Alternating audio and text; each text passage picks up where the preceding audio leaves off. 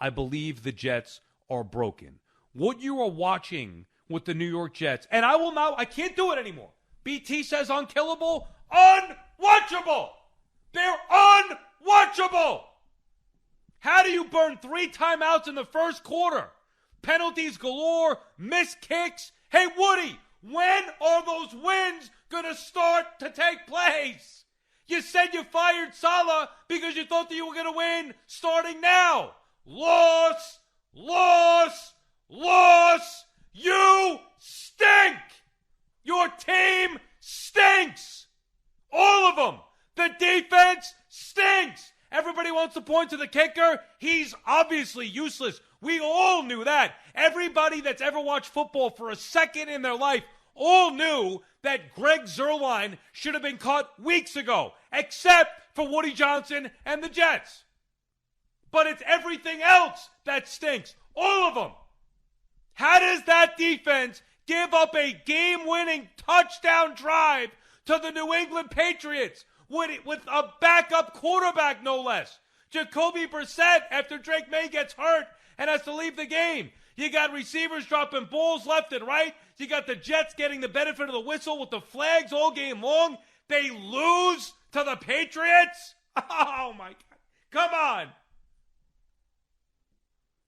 It actually was predictable. If you pay attention and don't get caught up in the hope and what you want to happen, this was very predictable.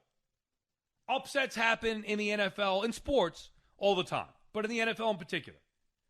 This was a game you could see coming from a mile away. The Patriots and the talk about their team being soft, everybody dismissing them like it was impossible for them to win a game. Everybody, I shouldn't say everybody, almost everybody giving the Jets a win. Well, they're going to win this game. They haven't earned that. They haven't earned anything.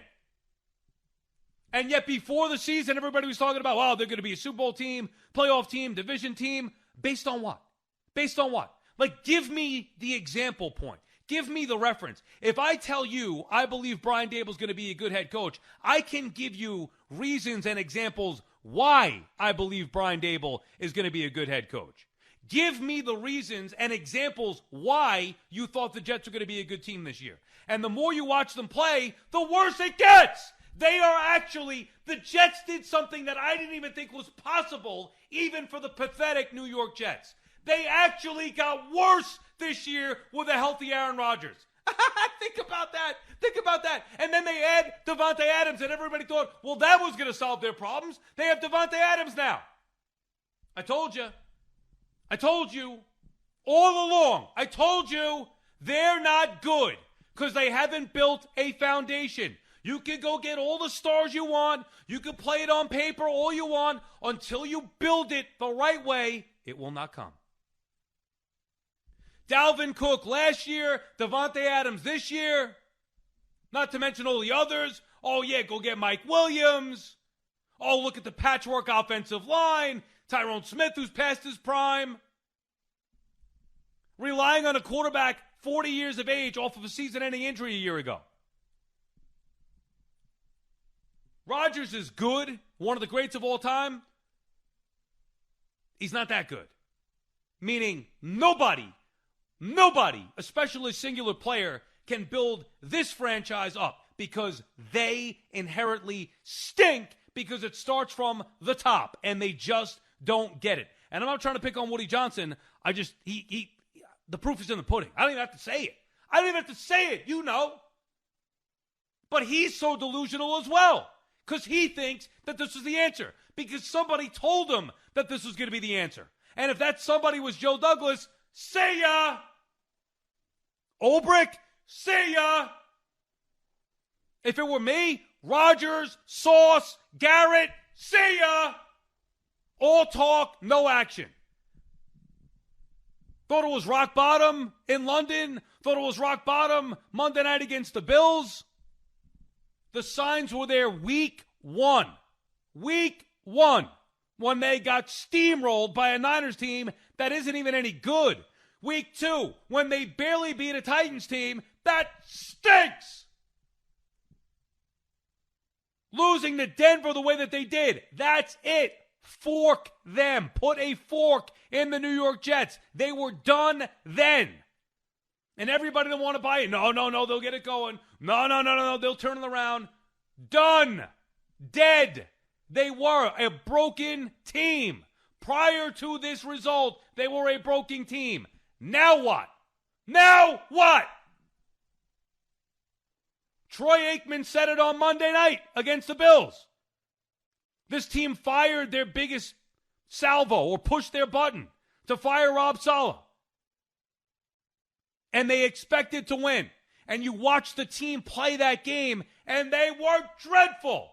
The penalties left and right. I mean, you can't. They are pathetic. You think the Giants are bad? No. The Jets are rewriting bad. They are finding new ways to go even lower. And lower, and lower, and lower. Hey, the trade deadline hasn't passed yet. Maybe they go get somebody else. Who are they going to get now? Oh, by the way, Reddick was back. I forgot about him. How could I forget about Reddick, the impact that he had on today's game against New England? Yeah, really helping that defense. Adams in, Reddick back, new head coach. Same old Jets.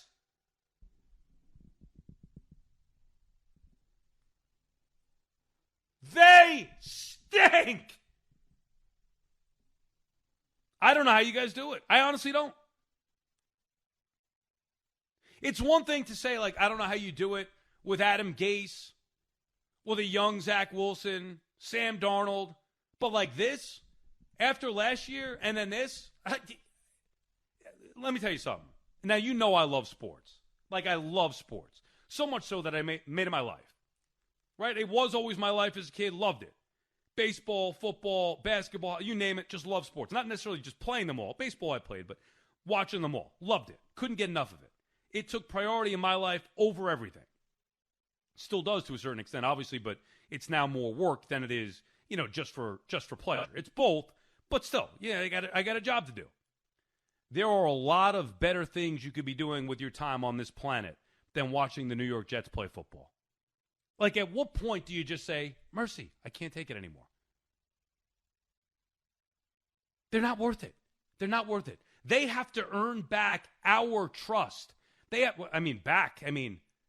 know what I would do at this point? Actually, I'm going to take a break. And Connor, I know you're a Jet fan, and I feel badly for you, but you're a young Jet fan. I mean, how are you feeling right now, Connor? Connor Green on the board with us, diehard Jet fan, funny tweets. You should follow him on Twitter because he's funny with it. Connor, do you believe the Jets actually lost to the Patriots? Oh, I can believe it. And this is actually probably the worst season of my life because at this point, what do you even do from here? They have no head coach now. They're probably going to fire the GM. Rodgers is not getting any younger. They didn't win this year. What do you do now? You got to fold the franchise and move to Germany or move to London and just be done with them. It's awful. It is beyond pathetic. And I genuinely do feel bad for you and other Jet fans. Like, BT's got to be beside himself. But he should know better. He should know better. Not only did he have a partner that's been trying to tell him this for 2 years, but you should know better. They stink.